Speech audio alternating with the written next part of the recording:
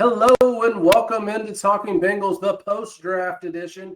We know who the newest members of the Cincinnati Bengals are, and we're going to be talking about them throughout this entire episode, and also a sneak preview of our fun off-season segment. Going to be talking about our favorite fictional coaches. So if you're not into the draft, you should still stick around to hear our thoughts on who the best fictional coaches are. So I'm joined by a complete group of people tonight, even though Burns is going to make his appearance here at some point, whatever. Hoop, how you doing? Oh, I'm doing good. Who day after the draft? Thank God it's over. Who day? Josh? Doing great. Happy that we can stop hearing from all these guys telling who the Bengals should pick. Now we just get to talk about who they did pick. Yes, talk about real things, not fiction. Up here he is. It's the man, the myth, the legend, Burnsby. Hey, Pass. I'm good. I had to change out my lights real quick so that I can actually be seen and see at the same time. So You've got the best technical support guy here on Talking Bengals for nothing. There we go. All right, so first round draft pick. So before we even get into this first round draft pick, I want to tease a little bit later on in this really quick segment. There was a wager placed on this gentleman. We'll give you full details after we talk about him. So I'm going to let the non-doubters go first. So, Nick, what are your thoughts on Amarius Mims? I think that there is a great amount of upside on this. A lot of people were saying that, if he had had more reps, he would have been, top 10 easy pick, right? Possibly even a top 5. But, with his size and his ability and quickness, strength, with a little bit of coaching, hopefully, Frank gets a lot of help from the Browns, and they actually coach, because Frank's probably not going to coach very well. But anyways, but if Mims takes under one of the Browns and actually learns from somebody who's been there and done that, learns how to get some good footwork in, learns how to continue to block, run blocking, pass blocking. He got some good reps in Georgia playing against some really good competition. They played Tennessee. They played Alabama. They played several other SEC teams that have great running games and they have good passing games. So, you have to learn how to play a full game of football on offense, being on the offensive line in the SEC. So, he had a good what was it, eight games he played in. Those 8 games, and on top of that with what the potential that he has, I don't see that as a bad pick, to be honest with you. I think that offensive line, we've been talking about it for since Joe Burrow's been drafted. We got to protect Joe Burrow. We got to protect Joe Burrow. Well, that's what they did in the first round. They drafted somebody they think can help protect Joe Burrow. So I can't blame them. Josh, what do you think? I love the pick. He has probably the biggest upside of any lineman in the whole draft. They did say, I heard just today on the radio, if he was going next year and had a full season, he would be a top 5 pick. Of course, it's all speculative at this point, but he's got the measurables. Dude, 6'8", 360 pounds. He's a monster, absolute behemoth of a man. Did you all see him holding the freaking cheese coney? It looked like a freaking toy. Big guy. It's nuts. But if he does get coached up, I think Trent Brown is going to be his biggest mentor. Trent Brown knows he's not going to be here for the long haul. So he's not thinking this kid who's only got 8 games as a starter. He's not going to come in, just take his job. The dude's been around the block. He's won Super Bowls.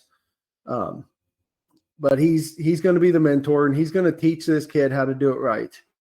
And I think we're not going to be talking about the right tackle position anymore.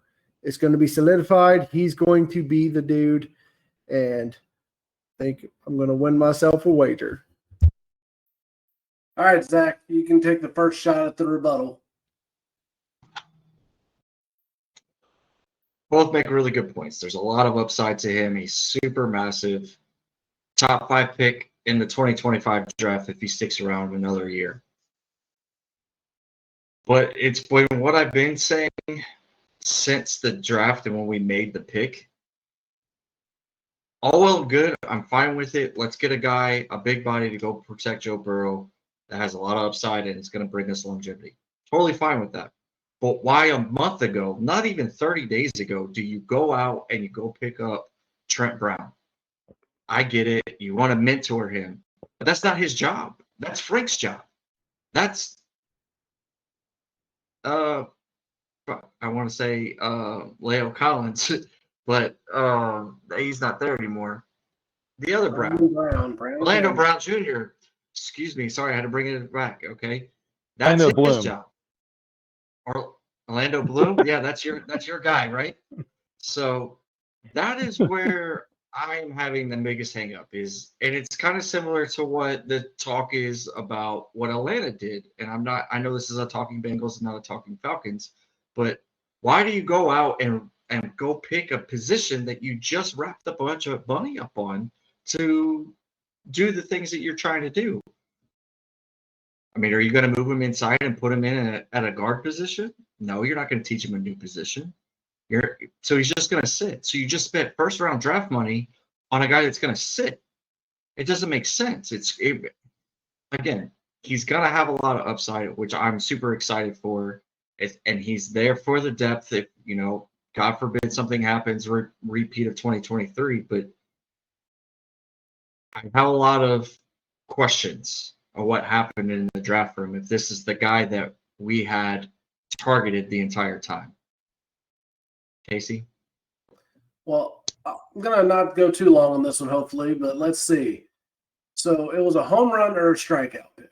That's literally what it was. There's no doubles, there's no singles, there's no anything else that's coming out of it.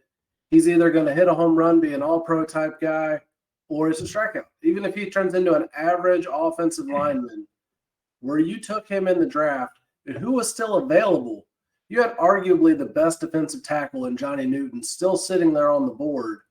And you decided to go, we're gonna take this guy who has a lot of upside, but with only 8 starts in his college career, that makes me very nervous. Commitment issues, talking about he didn't finish one of the games, one of the big games, the college football player. They didn't make it that year, whatever game it was, the conference title, I guess. He sat out on that one, took himself out of the game. I just don't know if that's the guy you pick at this point. He has an extremely high ceiling. I will give him that. He could be an all-pro. He could be, that side of the line for the next decade like Willie Anderson was. Yeah, that'd be awesome. I want to be wrong on this. I don't like losing wagers, but I will totally like to be wrong on this one because that means good things for the Bengals. But he's also a very low floor. He could be anywhere between Willie Anderson and Cedric Ogbuehi. Those are the 2 extremes that I can think of here. Because Cedric Ogbuehi, when he came out, was drafted higher than Mims was drafted, and he was highly anticipated too. Oh, he's going to be a great NFL player. And it was so bad a few weeks ago, I don't think Zach remembered who Cedric Ogbuehi was. That's how bad his career was. So that's my thing. I'm hoping he's great. I'm hoping he turns out to be an awesome pick. But at the same point, I don't see it happening. And so to get into the wager here, we have Nick and Josh on the side of yes for this, and we have Zach and myself on the side of no for this. But the wager is he has to have 25 starts and have a PFF grade of above 80 by November 16th, 2026. If that happens, then you will see Zach and myself wearing princess jewelry on the episode of Talking Bengals that next week. And if it does not happen, then you're going to see Nick and Josh in princess jewelry for that next episode. Hey, I play pretty princess with my daughter all the time. Okay, yeah. We're not bothered by it. It's just going to be fun for us. That's what we don't bet money here. We bet fun. We all have daughters. We've all played pretty princess. Yes, we all have daughters. So, but it'll make it fun for us either way. We can still pick on each other. So, anyways, all right, moving on to the second round. Chris Jenkins pick. I'll take this one first since I talked last time.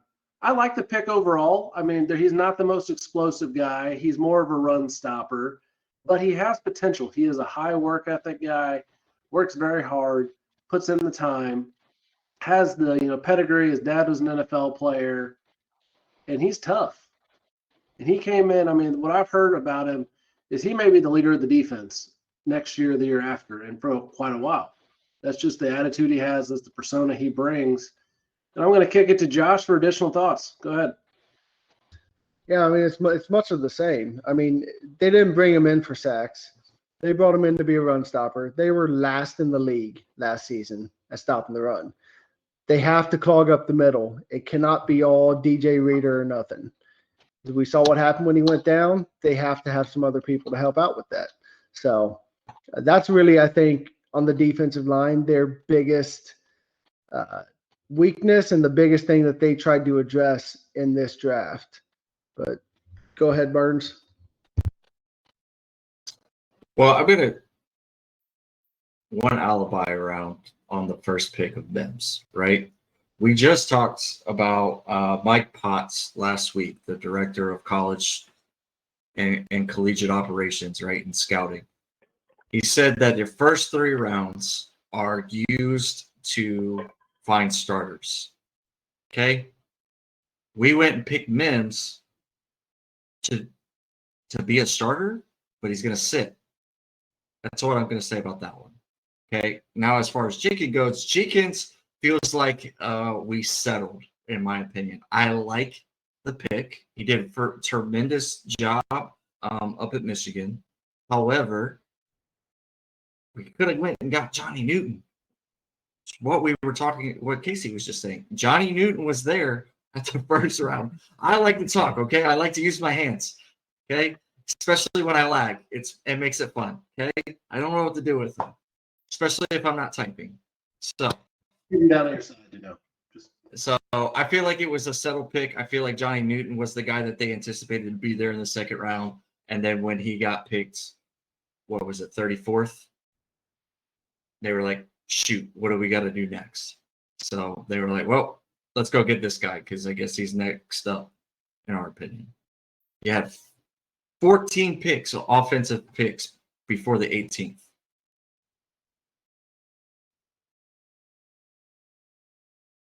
Phyllis?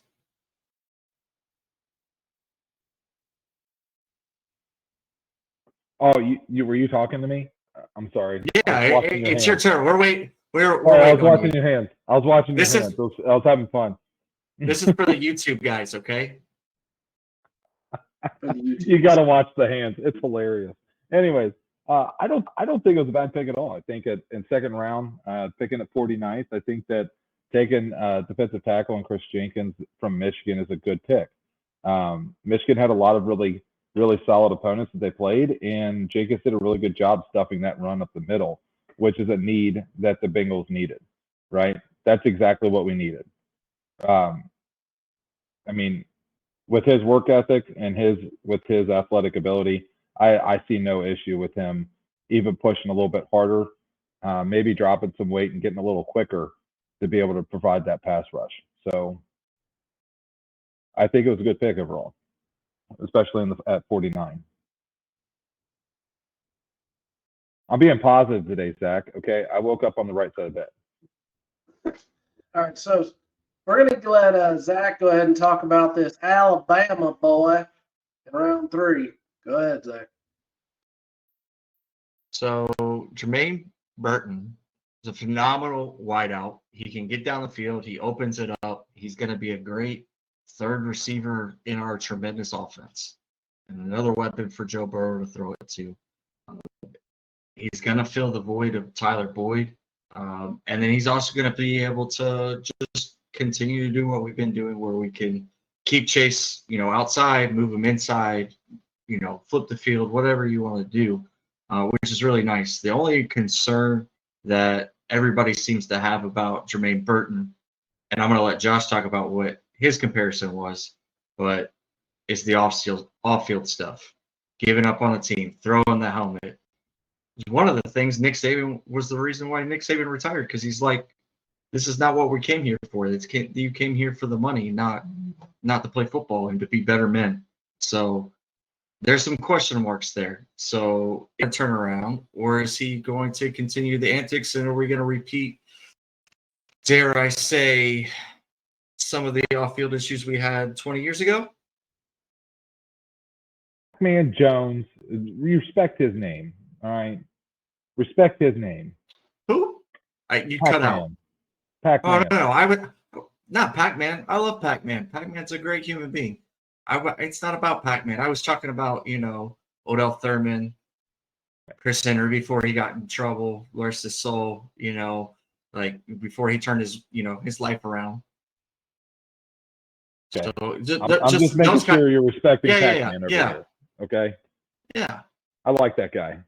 He did a lot of really good stuff in the neighborhood. I think it goes without saying we all like that guy. Yeah. I do like Pac-Man, honestly. Like, take your career to new heights with Constructive Curiosity. Whether it's career coaching, mental performance training, or business management consulting, Constructive Curiosity has the insight to get it right. Visit constructivecuriosity.com to get started today. Lukey. Oh, Lord, I can't even pronounce that one. The other linebacker, Maima Najameta. I'm sorry, I butchered that. Please don't come and find me because you're much larger than I am. Running back, Elijah Collins at Oklahoma State. Offensive tackle, Eric Miller out of Louisville. Defensive back, Lance Robinson, Tulane. And let's see, Cam Grandy out of Illinois State. There's a lot of undrafted free agents. These are also known as camp bodies. So remember that, folks. A lot of people get signed because you need people at rookie mini camps. Quarterback, Rocky Lombardi out of Northern Illinois. Running back, Noah Kane out of Louisiana State University.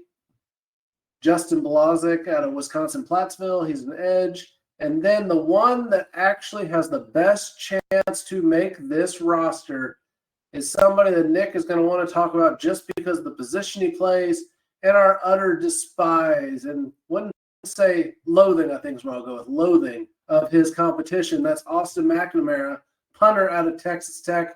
Nick, take it away. Let's hope to God he can average more than 35 yards a punt. I mean, good God. I mean, Jesus, you're in the NFL, right? Look, buddy, go to church, pray on Sunday morning before you go punt a ball, and just pray to God the ball hits your foot in the proper direction. I mean, you're going to be better than what we've had for the past couple of years. It's absolutely atrocious punting, especially last year. It was so bad.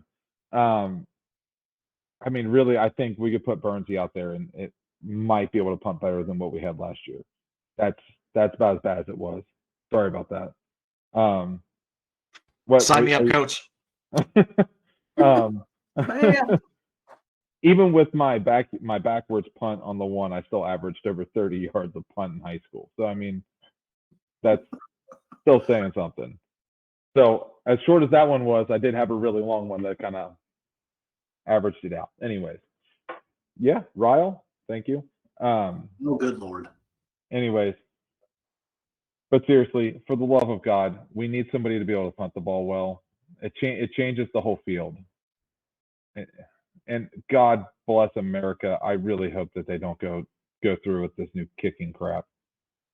I really hope it doesn't go through. I hope it gets completely vetoed by the NFLPA. I think it's happening. It's going to happen, at least for this year. They're going to try it on a test basis and let it go for the season. But I do think we have a new thing we just all realized. Nick is the special teams equivalent of Uncle Rico. You know, back in 2008, he could punt a football clear over those mountains. It was 07.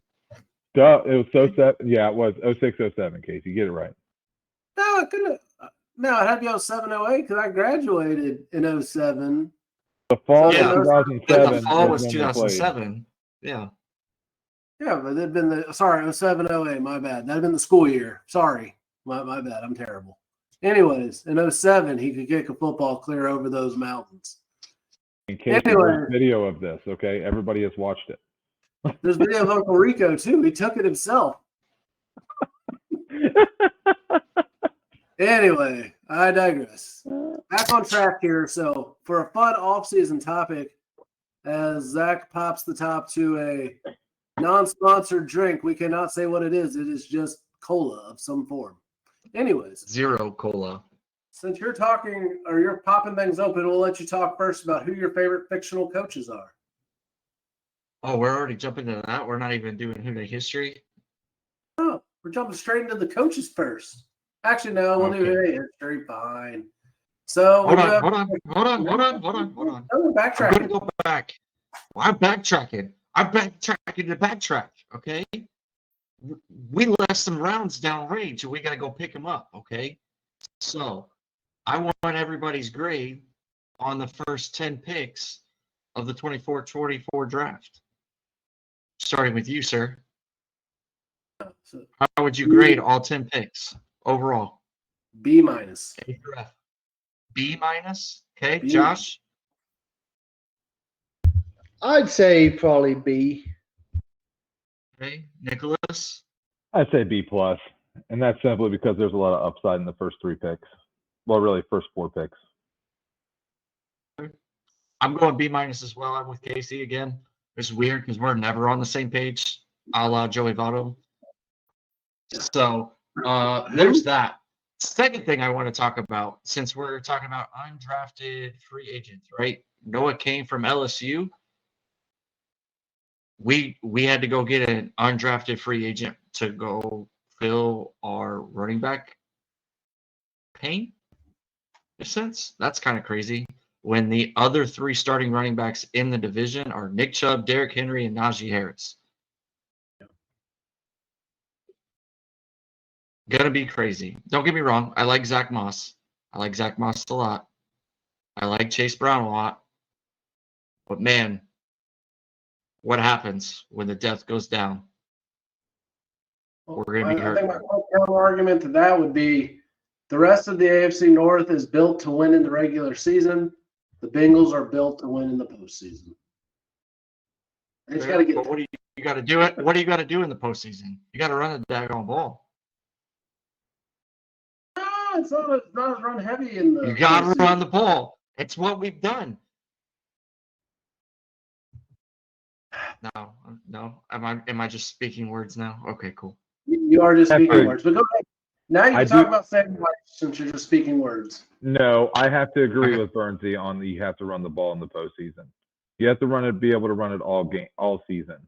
If you don't balance out your offense, they're just going to have a freaking pass rush every play, and then they're going to be able to adjust to a run. I mean, it's not that hard. You're rushing as hard as you can to the quarterback. Oh wait, he gave the ball off. Let's tackle that guy.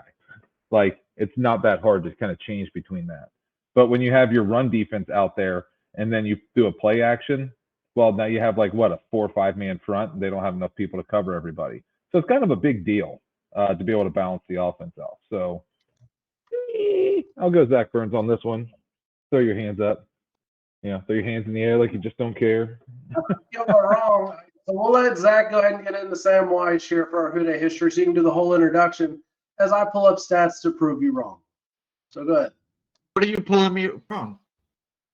That rushing is needed, and you're going to post. You need running in the postseason. Like, it's a big focus. Passing is much more important in the postseason, and complement with a little bit of running. But I would not waste high draft capital to get one of those 3 good running backs. I'm not saying go get him in the 30 round. I'm not saying go get him in your first 4 picks. Yeah. But 5, 6, or 7, there were some guys out there that maybe I would go in those rounds to go get. The Ravens were the best rushing team last year. Didn't really do great for them. They made it a little bit, but why? Because they abandoned the run when they needed it. Because it worked for them all season, and then they got to the postseason, they tried to throw the ball like they thought they had Joe Burrow. They don't. We're going to agree to disagree and talk about Sam Wyche. Okay, hold on. I'm trying to pull up my notes on Sam Wyche. We got too far into this. Hey, while you guys do that, I'm going to go ahead and talk about the person I like that's an undrafted free agent just because of his name. It's Rocky Lombardi. He's going to take the backup quarterback position next season, not this one. But next season, he's going to be the backup quarterback because his name is awesome. So that's it. That's the only reason. Bold prediction. I like it. But he has to Yeah. dress like the old Bears quarterback. That's who he has to dress like him. McMahon or whatever from the 80s. That's what I want him to dress like if he's going to come out. All right, sorry, Zach. Go ahead. All right. Sam Wyche, 12 years as a coach, 8 years in Cincinnati, out of 127 games, 61 and 66. Just a subpar performance there overall, but that covered the 88 season, and then obviously there in 91 with the next time we made the playoffs. And then it just kind of fell apart after that because he goes on, takes the Tampa job, finishes his last 4 years of coaching of 64 games at 23 and 41. Yeah. Nick, what do you got? What are your thoughts on Sammy Wyche? I mean, Sam Wyche, definitely, he's someone who's known to use the no huddle offense as a standard offense as opposed to just using it at the end of a half.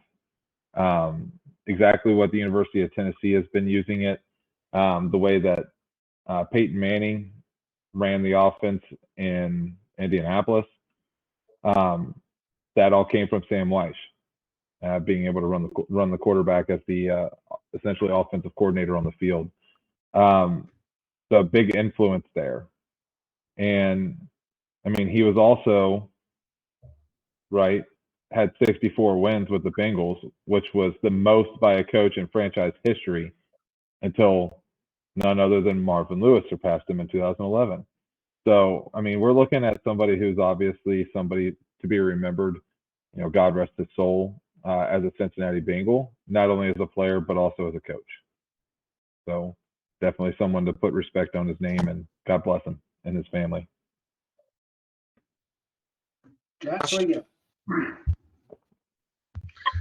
Sam Wyche, he's an iconic, universally loved, and revered coach of the Cincinnati Bengals. I mean, he got them to the Super Bowl in '89, even though they lost, still haven't won one, but he got them there. Nobody cared about the Bengals, but everybody loved him. Got some awesome quotes. Everybody knows his motivational speeches. I mean, he's gonna live in Bengals history forever. So go ahead, Casey. Yeah, so his playing days, he was a quarterback for the Bengals. He was drafted by the Bengals, came up as a quarterback. I mean, guess what? You just proved that advertising on podcasts works. Reach thousands of local listeners each week and grow your business. Reach out to Talkin Bengals today to find out more by emailing talkinbengals@gmail.com. Sure, he's got a temper, but you know what? When you get targeted, what do you expect? You're going to get mad. Some of the stuff wasn't even his fault. There are other times that it was, but Josh, tell us your comparison of Tremaine Burton. It's getting hot over here in Alabama. So my comparison was same thing that happened with Joe Mixon when he was coming out of the draft. It was a pretty big issue. He had an off-the-field altercation with a female, and it made everybody kind of want to stay away from him, even though he was a phenomenal running back. He was supposed to be the next big guy, but everyone stayed away from him. Didn't he come out in the second round? Was it? The Bengals drafted him in the second round.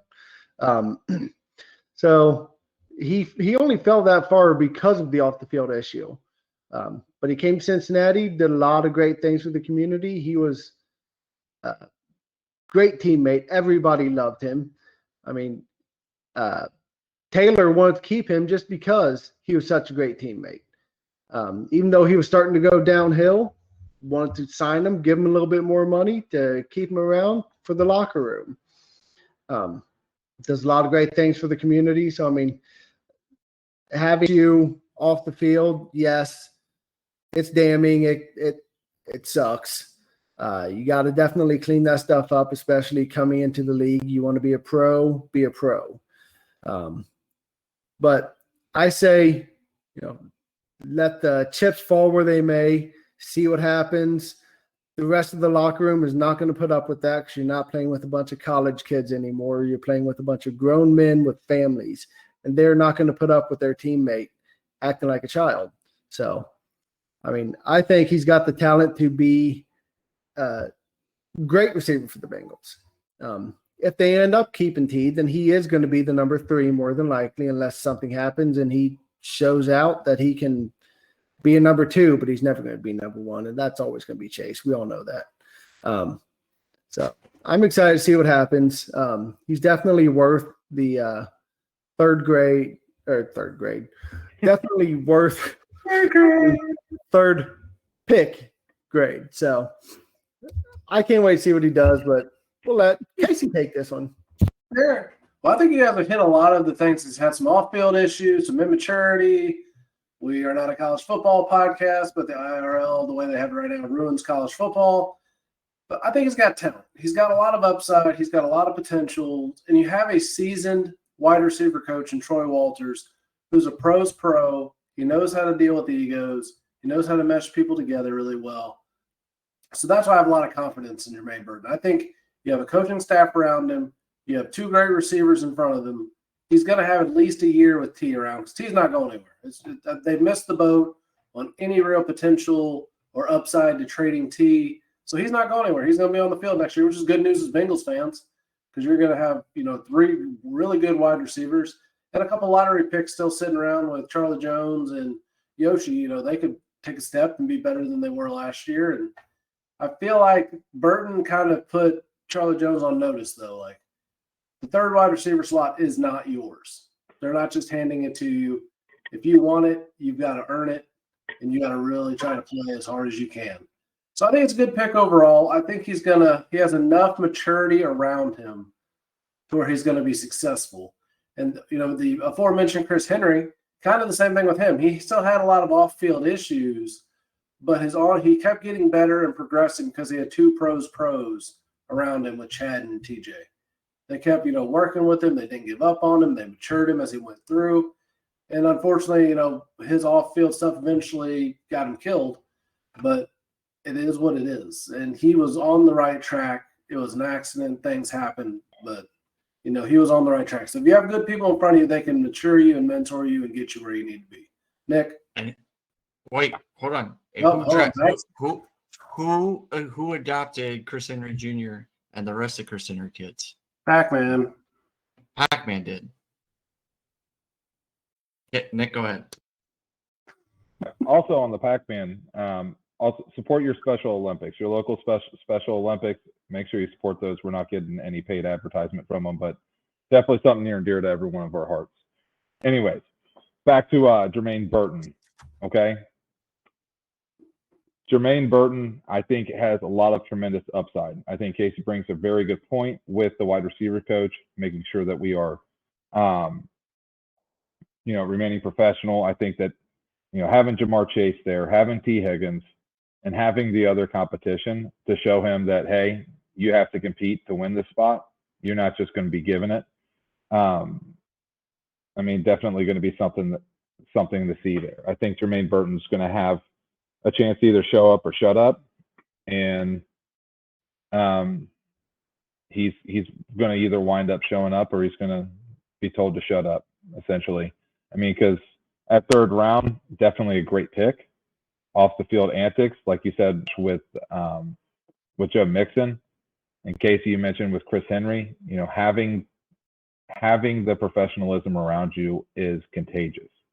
The way you're treated as a man, the way you're treated as a person, and get shown your value essentially when you show up to work each and every day and your boss says, hey, we know you can do this, let's get it done. And just being treated as a professional, it's contagious, dude. Exactly what it's all about. And I think Jermaine Burton will definitely be able to thrive in that. So I hate saying it because he's from Alabama, but I'm excited to see him play for the Bengals. I hate the picture they used for the Bengals.com when, catching that first down against Tennessee. That very frustrating moment in my life on the 3rd October, the 3rd weekend of October. It's going to be okay. About the game you won. That was the game Alabama won. Well, because you're having a sad time reliving how Bird made you feel bad, we're going to let you start off talking about Jackson McKinley. Feel free, Nick. Go ahead. Yeah, so Jackson McKinley at defensive tackle, I think that was kind of, next best at defensive tackle. Don't really know much about him. He is a big presence, and then, with 35 sacks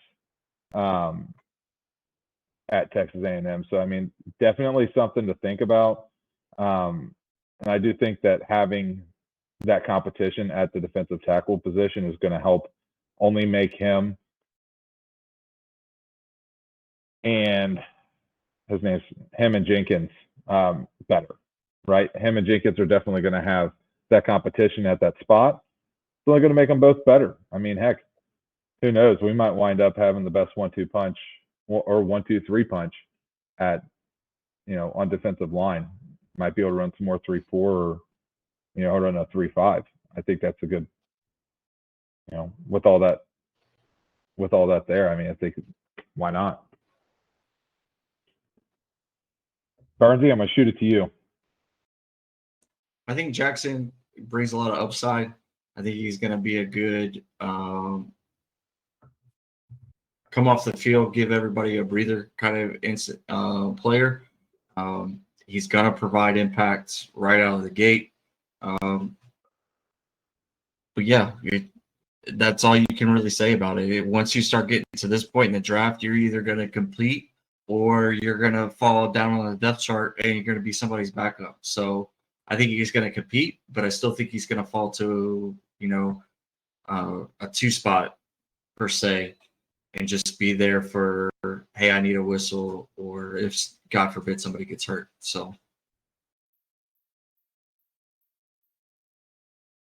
Josh, what do you got?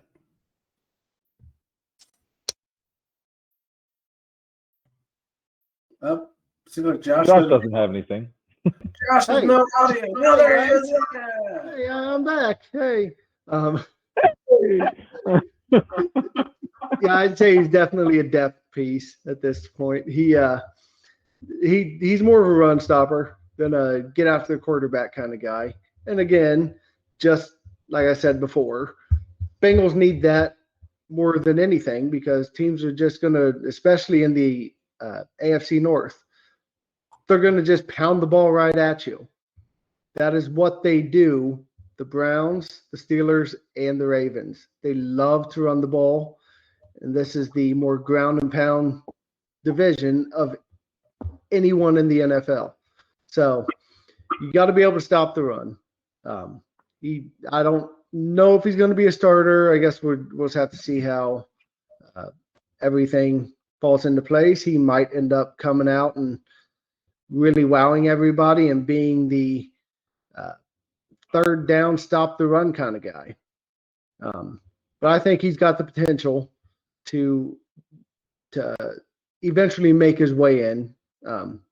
He's young enough. Still have BJ Hill. Still have Osai, which I don't know what happened to him last season. They used him a lot 2 years ago, but I guess, that hit on Mahomes kind of pushed him away. But hey, he was in the video clips. Sorry, I don't know what just happened. Echo, Why am I giving so much echo? Hot mic.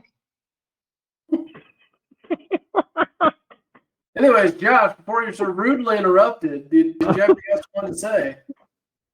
I just got very distracted by watching you kind of just flip around. Dimbly. But yeah, so no, I think I think he's going to be a good pickup. He's aggressive. He's got the size. I think he's going to be good for the AFC North. But go ahead, Casey. So the reason I like him is for 2 things. One, what is the Bengals defensive line about? Rotation. So kind of like real estate, but you got to switch a few letters there. He's a great depth piece, and he is the replacement for DJ Reader, not Chris Jenkins. Chris Jenkins is like a Geno Atkins type player. Same size, same build, same everything. And then McKinley is going to be your DJ Reader. You're looking at Reader at 327, McKinley at 331, whereas opposed to Jenkins is only 305. So you're looking for somebody a little leaner. And I think Jenkins has potential to become a pass rusher. But we already talked about him, so we'll get a few more things about McKinley, and then we'll jump into the rest of the draft and the free agents. But I think he's got upside. He's not meant to be a starter. If we have to rely on him to be a starter, that's dangerous. He is a first and second down presence. Get him off the field unless it's third and short. But that's what he does. He is there to stop the run. He's not going to provide you a whole lot of pass rush, but he is a big body that's hard to move and a big guy. So let's get into just kind of like the real draft goes too. Day 1 and day 2 are, the longer time in between the draft picks. It's one everyone talks about an awful lot. So I wouldn't say Podium Automotive is a proud sponsor of Talkin Bengals. In Greater Cincinnati, it's Podium Automotive for all your auto needs. Skilled technicians, quality service you can trust, and fair prices. Tell us Talkin Bengals sent you and get 5% off all services. Schedule your appointment today on Facebook at Podium Automotive or call 859-869-0097. lightning round yet, but a little bit more brevity as we go through rounds 4 through 7. So Eric All, let's start off with him. Josh, I'll let you take it first.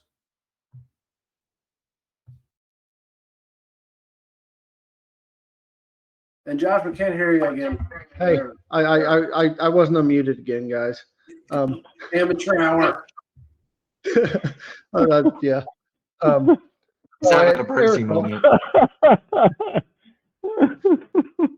Tight end from Iowa. They got a history of good tight ends. He was hurt and had the ACL injury last year, so you never know. I mean, ACL injuries, he could come back and be just fine. He could come back and be a shell of himself. It's always kind of a gamble when you have that kind of an injury, but he's young enough. Hopefully he'll be able to rebound and he can come back, and he'll be a great tight end. You never know. Gesicki, I think we only have him for 1 year. That's what the Bengals do. They do 1 year tight ends and then hope they can draft somebody that's going to be good. So I think he's going to be decent, hopefully. But go ahead, Nick. He's a tight end from Iowa. I That's about all I know from him. All right, Zach, you go ahead. They compared him to George Kittle. That was the biggest takeaway that I had when they took Eric All, which George Kittle was also an Iowa tight end, if I'm not mistaken. So that's a huge comparison in my opinion. Yeah. Casey? Yeah, they said without the injury, he is a first-round pick more than likely. But, the big thing I want to talk about is something that's important off the field. He's from Fairfield. And as soon as I heard that, I thought, for furniture with style and flair, your best deals at furniture fair. in Fairfield. This has not been approved. And Anthony Munoz is now going to do this because he still probably owns Furniture Fair. So if it is, it is. Oh, well, we'll see. Don't sue us, Anthony. We don't have any money. We'll take you as a We sponsor. will ask you for charity donations, though. All right, moving on. I had to do that because every time I was a kid, you heard that. And I was like, Furniture Fair in Fairfield. You're like, there's a place called Fairfield, north of Cincinnati. Okay, fair enough. Anyways, moving on. Carpets. Yeah, but it's okay, now we're off the rails. I'm going for it. So do you remember there was another carpet place called Friends Carpet or something like that? He said, why buy from a buddy when you can buy from a friend? He didn't last very long, but I remember that commercial like, it's the same. Like, I don't think that's a very good strategy. Not gonna say I watched enough TV to remember that one, Casey. Yeah, I remember it was only on like I didn't listen to late at night. Yeah, I don't even remember that being on the radio because I didn't have TVs very often. So. And Hard Knock Life's coming here from Zach. Yeah, that's gonna be his theme song whenever he comes on the podcast from now on. The Annie version, not the Jay-Z version. We're not gonna let him have that. Ooh. Anyways, moving on. I was thinking of the Dr. Evil version. Dr. Evil version. I like that one. But moving back to real things, but we're going to quickly fall right back off track again because I'm going to first talk about Josh Newton. So TCU cornerback, he's got some upside. He's a 5th-round pick, so we're talking lottery tickets here.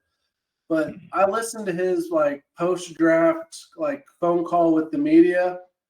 For being from a Christian university, that man has a dirty, dirty mouth.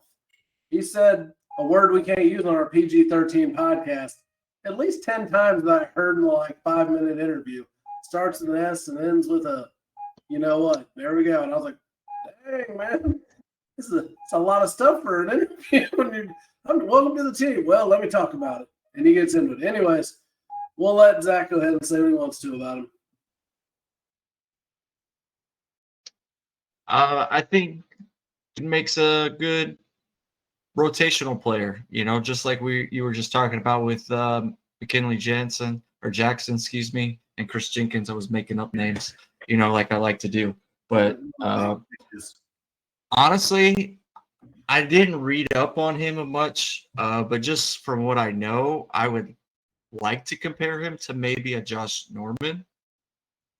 So might be something there in a couple years, a late bloomer, if you will.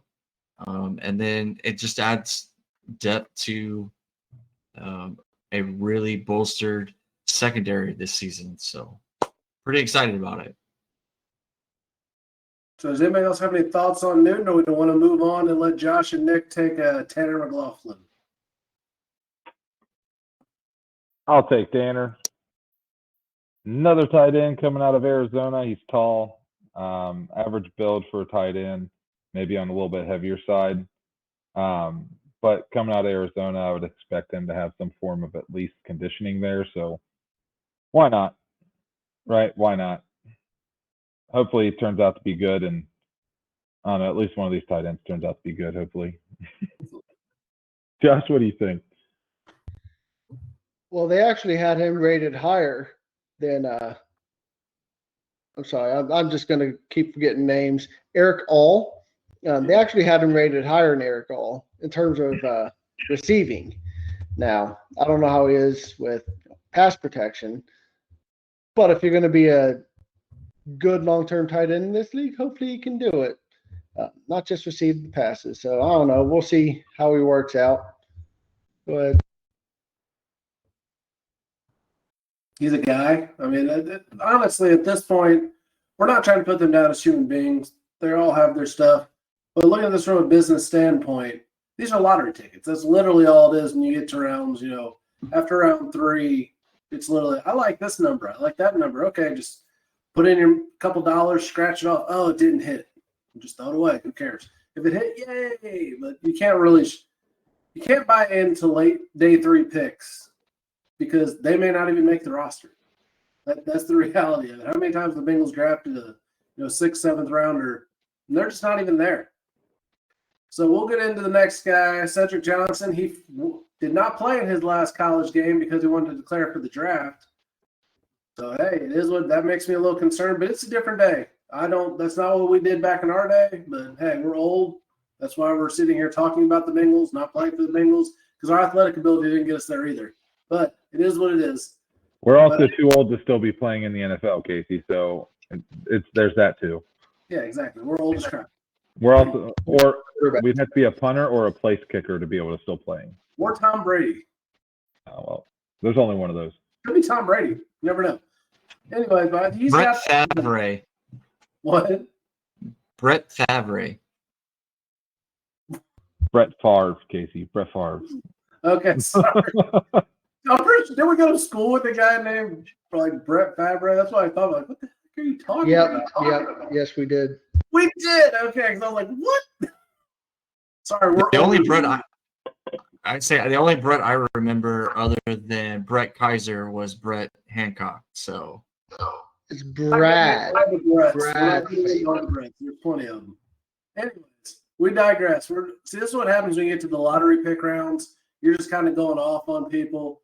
So, does anybody have any additional thoughts on Cedric Johnson? I think he's a good lottery pick. We'll see if it works out. Or who wants to jump in and take Dijon Anthony? Take it. I'll be quick. He played for Ole Miss, came out of Mississippi. 6 foot, 191, plays defensive backfield. We'll see how it works out. All right, Josh, take Matt great Lee. take, Nick. Matt Lee, center. I mean, he seems like he's got the potential to be a decent player. I mean, you never know. He's got to go up against Trey Hill, try to take that position. So we'll see what happens with it. Hopefully, he can do something, and he's going to be a younger, cheaper alternative, and they can spend more money elsewhere. And now we are to the lightning round here. Not almost, we are in the lightning round. I'm basically just going to list off a bunch of undrafted free agents that the Bengals brought in. We're going to let Nick talk about one guy in particular because I know he's going to have an opinion on it. And if you guys want to tread back and talk about somebody, let me know. But linebacker, Aaron Casey, Indiana. Wide receiver, Cole Burris out of Cortland. Who's next? We will get to him in a moment, so we'll save that one. Michael Dowell, safety, Miami of Ohio. Safety, PJ Jules. That's PJ? No, safety, PJ Jules out of Southern Illinois. Looking for a great book? Check out Once Left the Field of Valor. When Damien Shaw finds a blood-stained envelope after a battle, he is struck by a series of debilitating flashbacks that threaten to unhinge him. The letter leads him on a grueling journey of penance to present it to its intended recipient. This addicting page-turner is filled with action, suspense, romance, and perseverance. It will keep you on edge to the very end and leave you wanting more. Get your printed edition or ebook today on Amazon. Didn't amount to a whole lot, but he had some longevity for that time period. But the biggest things I remember about Sam Wyche is one, and Nick can attest to this, I had a VHS tape of the 88 season that I literally wore out. I watched it over and over again, and a lot of what I thought a coach was supposed to be like came from Sam Wyche, and the way he talked to his players, the way he cared about his players. He knew them inside and out. He was very technically savvy. He had a whole nother language that the offense ran back when it was not as common in the NFL. Like nowadays, everybody's got basically their own language that they speak for their offense. That wasn't as common in the 80s. He was a pioneer on that front. And like Nick mentioned, the no-huddle offense. And I don't know if you guys realize this, the NFL prohibited the Bengals from using the no-huddle offense in the Super Bowl. They were not allowed to use it as their standard offense in the Super Bowl because it was an unfair advantage. So, yeah, seems interesting on that, doesn't it now, all the crazy stuff that happens. But that was considered, not regular football, and they didn't want to allow it to happen. But I digress. But the best part about Sam Wyche, and we all know it, we all love it, you're not from Cincinnati, you're not from Cleveland, you're from Cincinnati. Love it. Everybody cheers, and the Cleveland Browns hate Sam Wyche forever. It's fine. So I was looking at the coaching tree that he had, and which ones he fell under. So Mike Mularkey and Bill Walsh were two people that employed him prior to him coming over to Cincinnati and taking over as head coach. But listen to some of these names that he employed as a head coach: Bruce Coslett, David Coley, Bill Johnson, Ed Kayat, Dick LeBeau, Mike Mularkey, David Shula, and Chuck Studley. So some of those names went on in the rightful respective manner to do great things in the league. Some others just come from leagues, and it's kind of crazy that he employed Mike Mularkey after working for him. He was a quality control and tight ends coach. Pretty interesting there.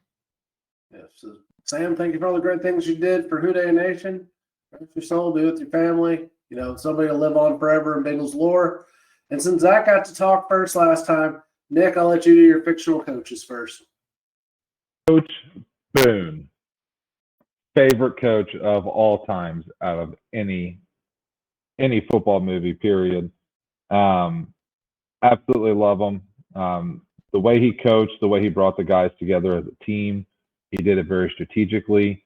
He made them understand that they are just other people and they still have their same needs and the same wants that everybody else wants. Everybody wants to be heard. Everybody wants to feel as though they're a part of a family on that team.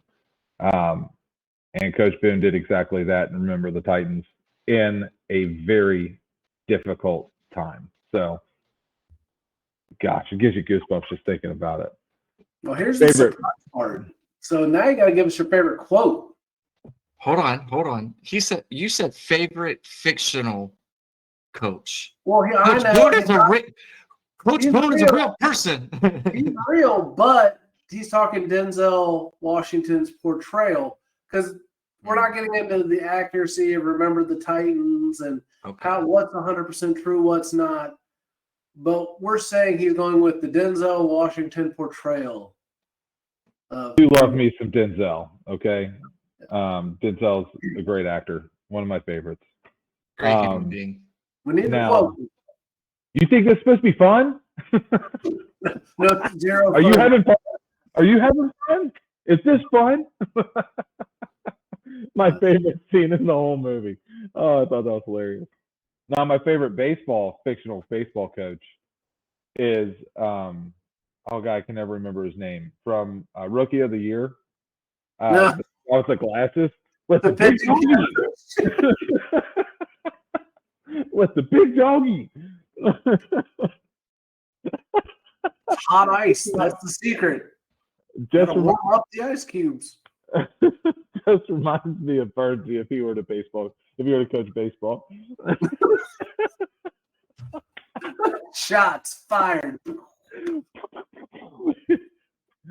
All right, You remind me of Coach Will Hoyt. Oh, dang. Now shots have really been fired.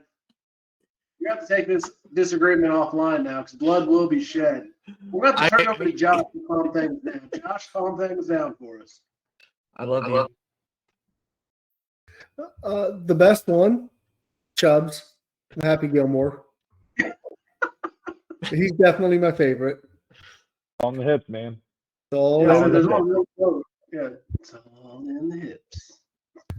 I mean, he took a nobody, couldn't make it in the NHL hockey player and turned him into the best golfer on the planet. I mean, you can't beat that. No. Plus, I mean, it's Carl Weathers. I mean, you got Apollo Creed teaching you how to golf with one hand. Perfect. And your prodigy kills you. Or protege kills you. That's great. All right, Zachary, go ahead.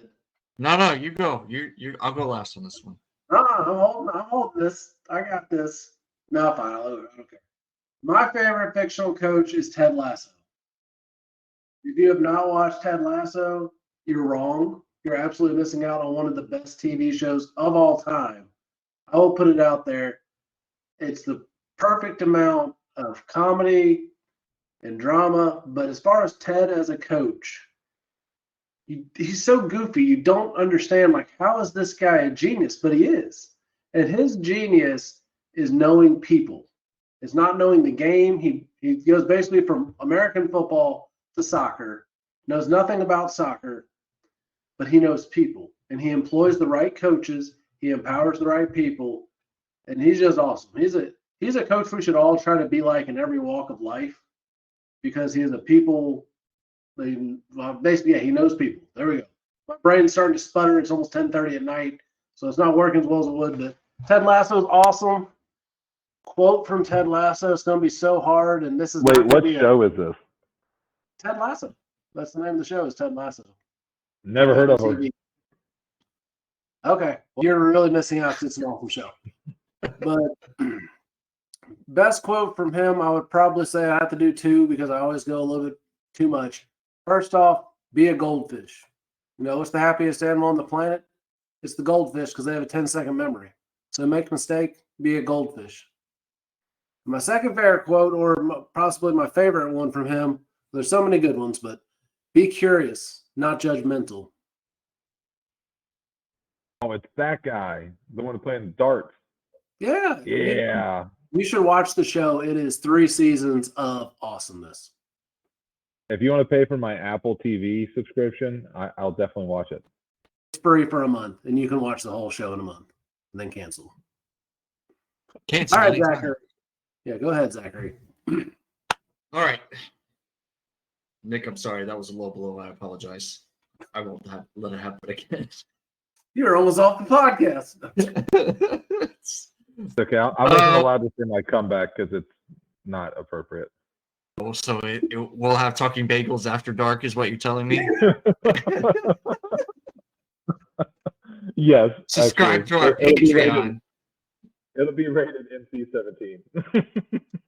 All right, fair enough. Well, my favorite fictional coach of all time has to be Coach Diamatu from Any Given Sunday, Al Pacino. His speech there at the end is pretty phenomenal. My favorite part about that one is you find out about life, that it's a game of inches. And in this life, that's all that everything is, whether it's life or whether it's football, everything is about inches. So, yeah, I love Al Pacino. I've always loved Al Pacino in everything that he does because you could just feel his heart and soul that he puts into it. And he poured into that moment. And I remember, especially during Nick and I senior year, we had that playing on the stereo because we didn't have AirPods and iPads and all those other crazy things that we have these days that you can have in our locker room, but we would have it playing. It would be one of the many things that we had going, that and Billy Bob Thornton and Friday Night Lights. Yeah So yeah, No, I like it. This is a good crop of coaches. I feel like if you combine them all together, you would have one heck of a staff. Well, that's what you're going to do with it. What? Sorry, I stopped. I interrupted. Go ahead. I'll finish. No, I was done with my thought. Go ahead.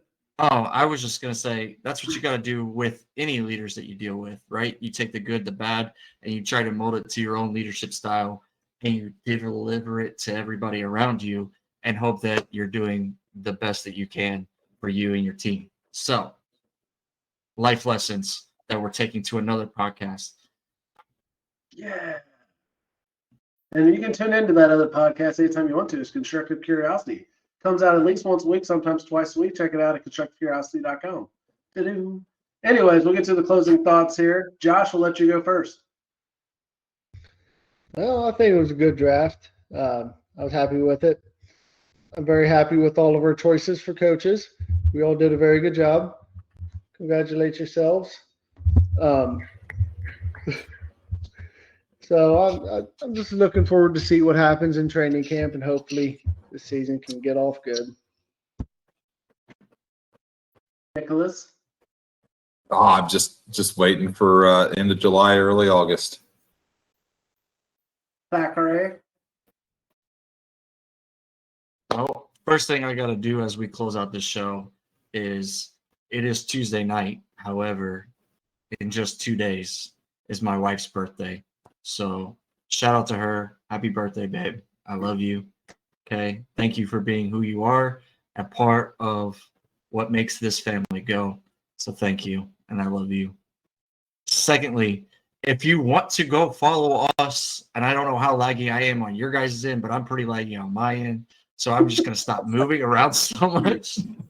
Go follow our Twitter, our Instagram, Threads. What are we on? Facebook. What am I missing? YouTube. YouTube is the big one. I'm going to start working and playing with Twitch to see if we can get some live streams going on. So go find us on Twitch as well. And yeah, follow one platform. Go to our website, talkinbengals.com, or you can go check out our Beacons as well, which has all of our updated podcast episodes as well. Casey, take us home. So, other exciting things coming up. We have a great guest with wonderful football knowledge coming up next week. So, be looking on our Facebook, give you a sneak peek of who's coming up. Also, after that, we have a crossover episode coming. We'll give you a preview of that 1 week of as well. So, big things are happening. We're going to continue to bring you all kinds of good off-season content. Stay plugged in. Listen to everything we got. Like, follow, subscribe. And if you want to hear us talk about something else, just comment on the Facebook page. Give us ideas. If you want to come on and pontificate a little bit, let us know. We're pretty open. So that's going to wrap us up. We already plugged the socials, so I think we're good. Who Dey? Who Dey? Who Dey? Hey. Thank you for listening to Talkin Bengals. Be sure to like and subscribe to Talkin Bengals on Facebook and Instagram at Talkin Bengals. You can also listen to Talkin Bengals on your preferred podcast provider. See you next time.